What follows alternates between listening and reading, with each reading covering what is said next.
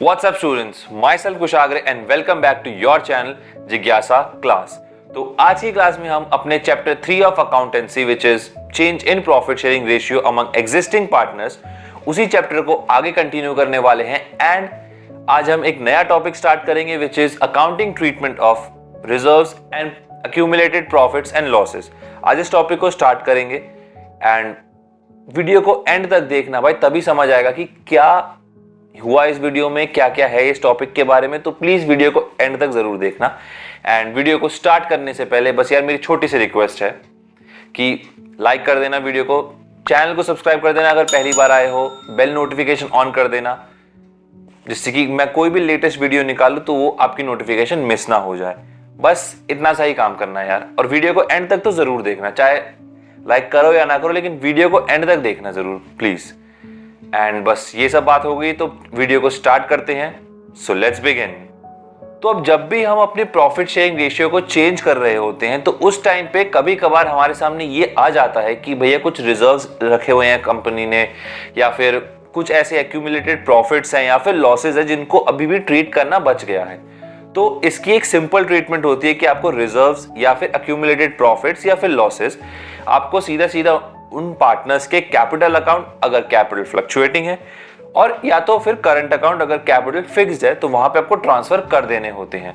ठीक है, तो ये एक सिंपल सा तरीका है, या फिर सिंपल अगर मैं इन शॉर्ट बोलूं तो यही आपका मेन तरीका होता है। अब हम क्यों ट्रांसफर करते हैं ये भी जानना थोड़ा सा जरूरी है कि क्यों मुझे ट्रांसफर करने की जरूरत पड़ गई। क्योंकि जो भी रिजर्व्स हमने बनाए हैं, जो फिर हम रिजर्व ट्रांसफर कर रहे हैं, या फिर जो एक्यूमुलेटेड प्रॉफिट्स है या फिर लॉसेस भी हैं जिसको हम ट्रांसफर कर रहे हैं पार्टनर्स के कैपिटल या फिर करंट अकाउंट में, तो वो सब चीजें रिकॉन्स्टिट्यूशन से पहले बनी है। एंड जो भी चीज रिकॉन्स्टिट्यूशन से पहले बन चुकी है उस चीज को मुझे पार्टनर्स को ट्रांसफर करके या फिर उसको अपने बुक्स ऑफ अकाउंट से हटाने की जरूरत है।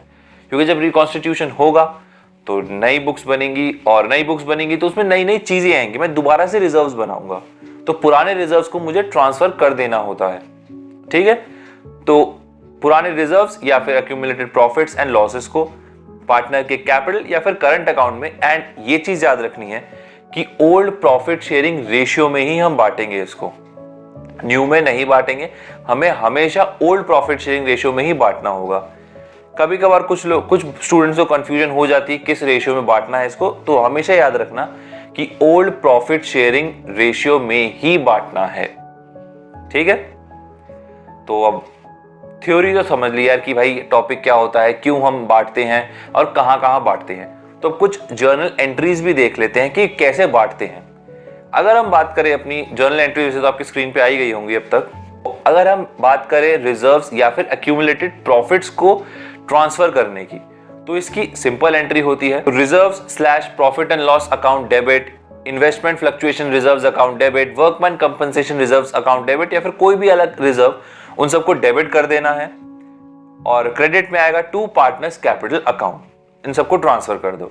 एंड अगर हम बात करें लॉसेस को ट्रांसफर करने की, लॉसेस को ट्रांसफर करने की एंट्री थोड़ी अलग है। यहां पे आता है partners capital account debit to profit and loss account, जिसमें कि आप लॉस को ट्रांसफर कर दोगे सारे पार्टनर्स के बीच में। ठीक है, तो ये तो थी कुछ जर्नल एंट्रीज, सिर्फ दो ही तरह की जर्नल एंट्रीज है यहाँ पे। लेकिन अब आगे जरा क्वेश्चंस को भी देखते हैं तो और ज्यादा बेटर अंडरस्टैंडिंग हो जाएगी। ठीक है, तो पहला क्वेश्चन देखते हैं जो आपकी स्क्रीन पे आ गया है। तो पहला क्वेश्चन कह रहा है कि भाई ABC 3 पार्टनर्स है, प्रॉफिट शेयरिंग रेशियो उनका है 4:3:2। उन्होंने डिसाइड किया फ्यूचर में कि भैया इस रेशियो को 2:3:4 में बांटेंगे, और ये चीज अब दिखेगी 1 अप्रैल 2018 से। और एक एक्सट्रैक्ट ऑफ बैलेंस शीट भी दे रखा है, वहां पे दे रखा है वर्कमैन कंपनसेशन रिजर्व्स 90,000 का है, और आपको अकाउंटिंग ट्रीटमेंट शो करनी है, और 4 केसेस दे रखे हैं।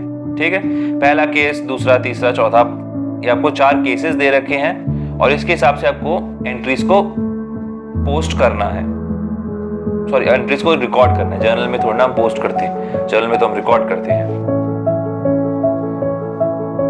तो अब जब क्वेश्चन समझ आ गया होगा, और अगर समझ नहीं आया तो पॉज करके एक बार दोबारा पढ़ लेना कि क्या क्वेश्चन कह रहा है, और उसके बाद हम सॉल्यूशन स्टार्ट करते हैं। तो अब क्वेश्चन 1 से स्टार्ट करते हैं। यह है हमारा सॉल्यूशन 1। अब सीधा जर्नल ही बनाएंगे, यहाँ पे कोई वर्किंग नोट आपको बनाने की जरूरत नहीं है। तो अब सबसे पहले देखते हैं अपना केस 1। डेट अपनी सबकी सेम है, हाँ तो डेट लिख लेते हैं, चल जा पेन, 2018 1 अप्रैल, यही मेरी डेट है हर केस में। तो केस 1 को देख लेते हैं।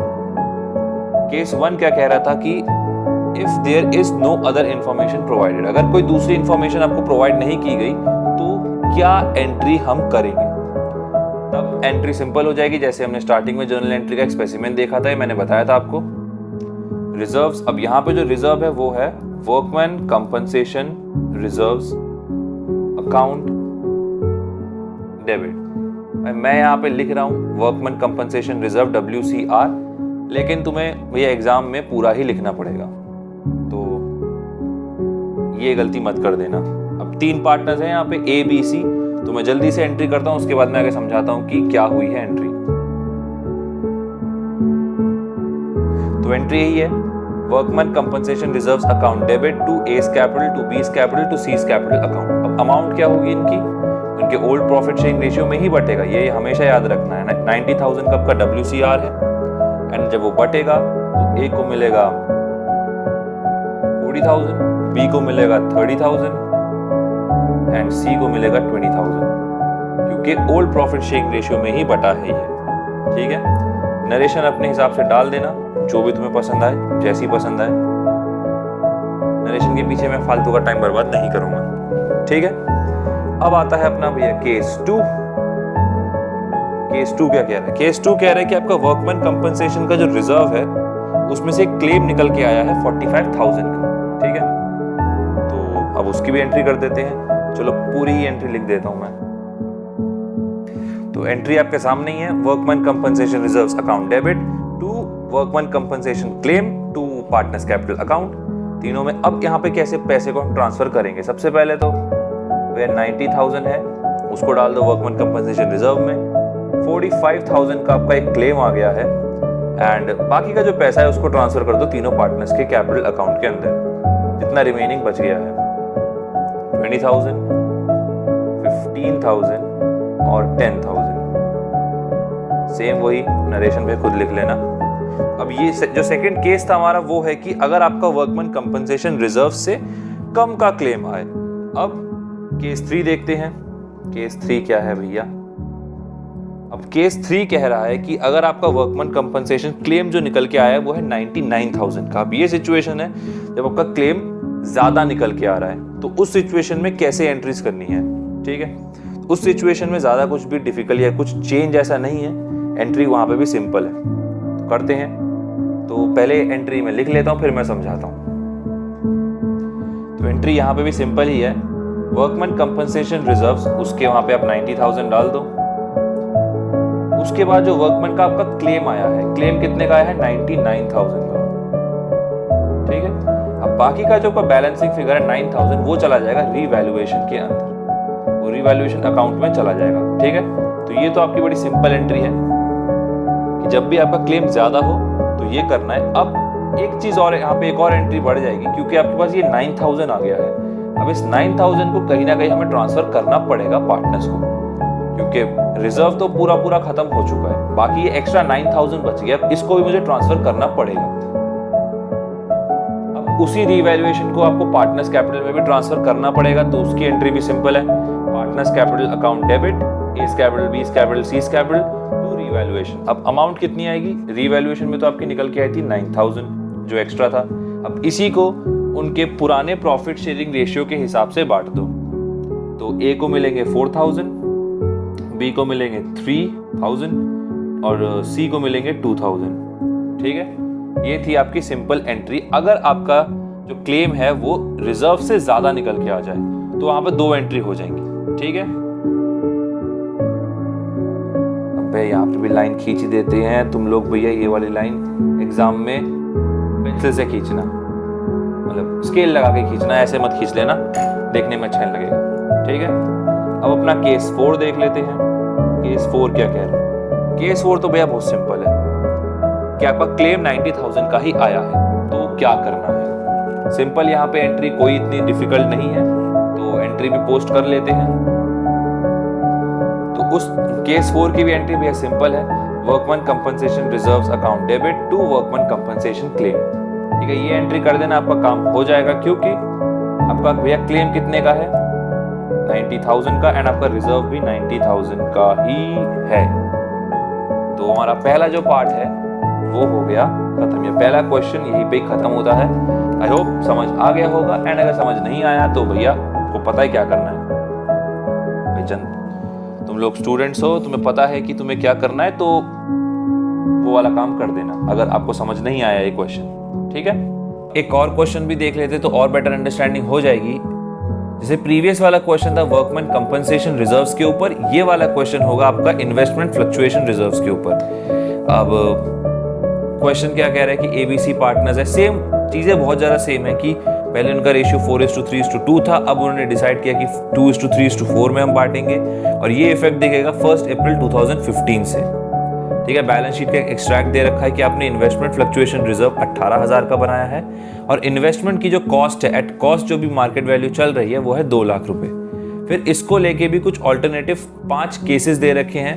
पहले केस में कोई इन्फॉर्मेशन नहीं है, ऐसे ही कुछ 5 केसेस दे रखे हैं। अब इन केसेस को भी हम धीरे धीरे करके सॉल्व करेंगे एंड देखेंगे कि क्या क्या जर्नल एंट्रीज हम करेंगे आगे। ठीक है, तो इसके लिए अब सीधा हम देखते हैं कि सोल्यूशन कैसे कर रहे हैं हम। क्लियर? अब भैया क्वेश्चन 2 का सोल्यूशन देखते हैं। तो क्वेश्चन 2 हमारा क्या था? इन्वेस्टमेंट फ्लक्चुएशन रिजर्व के ऊपर, और उसकी 5 केसेस दे रखी थी हमें। ठीक है, तो क्वेश्चन आपने आई होप देख ही लिया होगा अभी थोड़ी देर पहले ही। अगर नहीं देखा है तो वापस से रिवाइंड करके देख लेना कि क्वेश्चन क्या है। ठीक है, क्योंकि क्वेश्चन अगर समझ नहीं आया तो भैया सोल्यूशन करना is next to impossible. Okay, तो अब जब हम अपने टर्म्स पे क्लियर हैं तो हम शुरू करते हैं आज का सवाल का जवाब देना।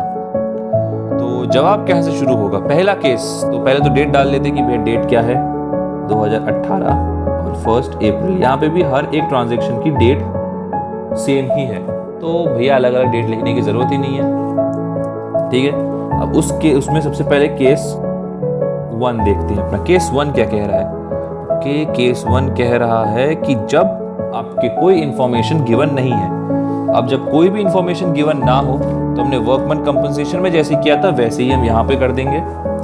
तो एंट्री कर लेते हैं। तो एंट्री आपके सामने ही है, सेम जैसे हमने तब करी थी अभी भी हम वैसे ही करेंगे। Investment fluctuation reserves account debit to A's capital, B's capital, C's capital. And ये बार बार याद रखना, मैं बार बार बोल रहा हूँ कि इसको जो ट्रांसफर करना है आपको वो ओल्ड प्रॉफिट शेयरिंग रेशियो में ही करना है। तो इस हिसाब से 8,000, 6,000 और 4,000 ये इन तीनों को मिल जाएगा। ठीक है, अब केस 2 देख लेते। केस 2 में था कि भैया आपको कोई भी इंफॉर्मेशन तो दे नहीं रखी, लेकिन कहा है कि जो आपकी इन्वेस्टमेंट्स है वो 2 लाख की 2 लाख रुपए की ही है। तो इस सिचुएशन में भी आपको केस 1 जैसी ही एंट्री करनी है। तो मैं तो यहाँ पे सेम एज केस 1 लिख देता हूं, लेकिन अगर ये एग्जाम में आया तो तुम्हें भैया इसको प्रॉपरली ही सॉल्व करना पड़ेगा। जैसे आपने केस 1 की एंट्री करी वैसे ही आपको केस 2 की भी एंट्री करनी पड़ेगी। ठीक है, तो ये तो था मेरा केस 2। अब आती है बारी केस 3 की। केस 3 क्या कह रहा है भैया? केस 3 भी देख लेते हैं।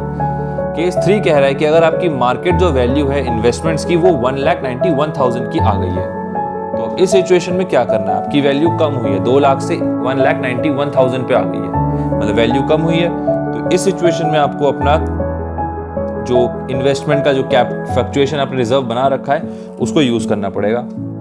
तो ऐसे केस में भी एंट्री बड़ी सिंपल सी है, देख लेते हैं क्या है हमारी एंट्री। ठीक है, तो ये रही आपके सामने entry, investment fluctuation reserves, short form में लिख दिया मैंने, to investment account to A's capital, B's capital, C's capital. तो 18,000 का आपका इन्वेस्टमेंट फ्लक्चुएशन रिजर्व है। इन्वेस्टमेंट जो आपकी कम हुई है वो है 9,000 की, और बाकी जो वैल्यू उसको ओल्ड प्रॉफिट शेयरिंग रेशियो में बांट दो। तो बाकी जो वैल्यू बटेगी वो है, ए को मिलेगा 4,000 क्योंकि 4:3:2 है रेशियो, इसको मिलेगा 3,000 और इसको मिलेगा 2,000। ठीक है, तो बढ़िया एंट्री थी ये। अब इसके बाद देखते हैं केस 3 अपना, कि केस 3 क्या कह रहा है। वो केस 3 तो हमने देख लिया, केस 4 देखते हैं भाई। केस 4 क्या है? तो केस 4 कह रहा है कि अगर आपकी इन्वेस्टमेंट की जो वैल्यू है वो बढ़कर 2,18,000 हो गई है। अब यहाँ पे इस केस में वैल्यू बड़ी है इन्वेस्टमेंट की, कम नहीं हुई है। कम होती तो ये वाली एंट्री होती, बड़ी है तो क्या एंट्री होगी वो भी देख लेते हैं। बड़ी के केस में 3 एंट्रीज होंगी हमारी मेनली। तो इन 3 एंट्रीज को हम एक एक करके देखेंगे, ठीक है।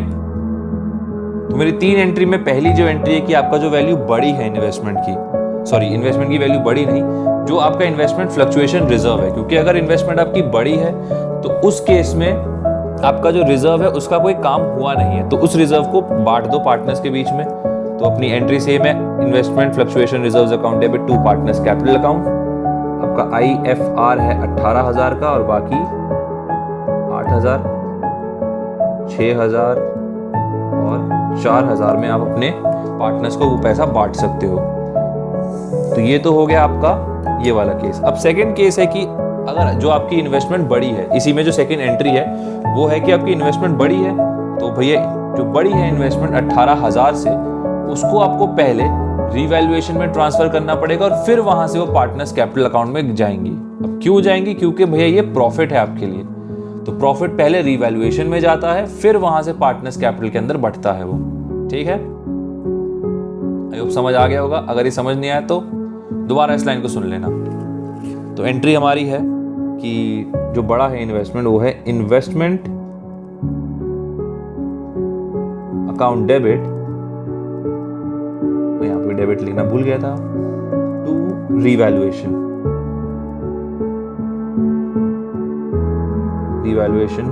अकाउंट 18,000 और 18,000, ठीक है।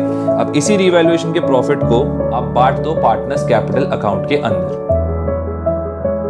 तो इस 18,000 के 18,000 के प्रॉफिट था, 18,000 के प्रॉफिट को बांट दो, सेम हो गया 8,000, 6,000 और 4,000, ठीक है। तो ये आपका जो एक्स्ट्रा प्रॉफिट था वो भी बट गया। अब आता है आपका केस 5। भाई अब तुम्हारे लिए केस 5 आ गया। केस 5 क्या कह रहा है कि अगर मार्केट वैल्यू ऑफ इन्वेस्टमेंट्स 1,73,000 की होगी, मतलब इस केस में आपके जो रिजर्व्स आपने बना रखे हैं उससे ज्यादा ही कमी आ गई है, तो उस सिचुएशन में क्या करना है? जैसे हमने अपने वर्कमैन कंपनसेशन रिजर्व में किया था, सेम वैसे ही यहाँ पे भी 2 एंट्रीज होंगी, ठीक है। तो 2 में से पहली एंट्री करते हैं हम। तो ये रही आपकी entry, investment fluctuation reserves account debit, short form में लिखा है, revaluation account debit to investment. अब किसकी कितनी कितनी वैल्यू हुई है? सबसे पहले तो आपकी इन्वेस्टमेंट फ्लक्चुएशन रिजर्व है 18,000 का, जो आपकी इन्वेस्टमेंट की गिरावट हुई है वो है 27,000 की या 27,000 की। अब जो बैलेंसिंग फिगर है वो है 9,000, तो वो आ जाएगा आपका रीवैल्यूएशन के अंदर। इस सिचुएशन में यही करना भैया, तुम्हारा जो इन्वेस्टमेंट जितनी कम हुई है या फिर जो क्लेम पिछले वाले केस के हिसाब से, जो पिछले केस तो नहीं, पिछले वाले क्वेश्चन के हिसाब से कि आपका क्लेम इतना था और ऐसी कुछ चीजें थी, तो रीवैल्यूएशन है इस केस का, तो वो आपका बैलेंसिंग फिगर से निकल जाएगा, क्योंकि आपको एज सच कहीं पे कैलकुलेट करके नहीं दे रखा होगा कि रीवैल्यूएशन कैसे निकाला है हमने, ठीक है। तो अब इसकी सेकेंड एंट्री भी कर ही लेते हैं, क्योंकि आपका फ्लक्चुएशन रिजर्व तो खत्म हो गया, आपका इन्वेस्टमेंट भी कट ही गया, तो एक्स्ट्रा ये जो 9,000 है, अब इसको मुझे पार्टनर्स को बांटना है, क्योंकि ये पार्टनर्स के लिए लॉस की तरह ट्रीट करेंगे हम इसको, ठीक है। तो इसको भी बांट देते हैं और एंट्री भी कर लेते हैं पहले। तो एंट्री हमने कर ली भैया, A capital account debit, B capital account debit, C capital account debit to revaluation. हो सकता है थोड़ा ये लेविटेट हो रहा हो, उड़ उड़ के जा रहा हो, ठीक है। तो अब यहाँ पे उनके पैसे को भी ट्रांसफर कर दो। रीवैल्यूएशन हमारा 9,000 का पूरा 9,000 यहीं पे ही आ जाएगा, बाकी ओल्ड प्रॉफिट शेयरिंग रेशियो में बांट दो। बांट दिया भैया 4,000, 3,000 और 2,000, ठीक है, बांट दिया। एंड फाइनली आपकी सारी एंट्रीज खत्म हो गई और केस 5 भी खत्म हो गया है, ठीक है। आई होप ये क्वेश्चन समझ आ गया होगा, इसका सोल्यूशन समझ आ गया होगा, और अगर समझ नहीं आया तो भैया तुम्हें पता है क्या करना है, कमेंट सेक्शन है, कमेंट सेक्शन में लिखो और बता दो कि ये क्वेश्चन समझ नहीं आया, तो मैं दोबारा समझाऊंगा, या फिर मैं कमेंट सेक्शन में ही हम बात कर लेंगे कैसे इसको सॉल्व करना है, ठीक है।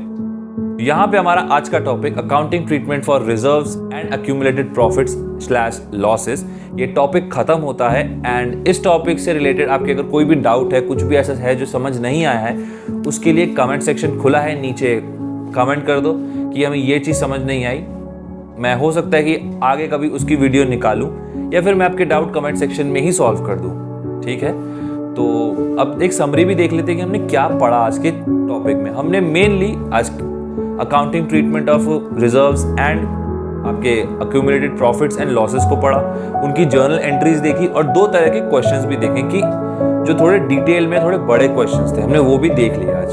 ठीक है, वीडियो को खत्म करने से पहले लाइक कर देना, दोबारा से बता देता हूँ एक बार कि लाइक द वीडियो, सब्सक्राइब कर देना चैनल को, बेल नोटिफिकेशन ऑन कर देना। अगर वीडियो पसंद आती है तो इस वीडियो को शेयर भी करना अपने फ्रेंड सर्कल में या अपने तो फैमिली व्हाट्सएप ग्रुप्स में, कहीं पे भी, जिससे कि उनको भी फायदा हो, जिसको इस वीडियो की जरूरत है उसी को शेयर करना। ये हर किसी को शेयर मत करने बैठना, क्योंकि हर कोई ये वीडियो नहीं देखेगा। ठीक है, तो वीडियो को फाइनली खत्म करने से पहले stay safe, stay healthy, stay learning, and always remember guys, you all can achieve anything you want if you put your time and effort to that thing only. Thanks for watching guys. Goodbye.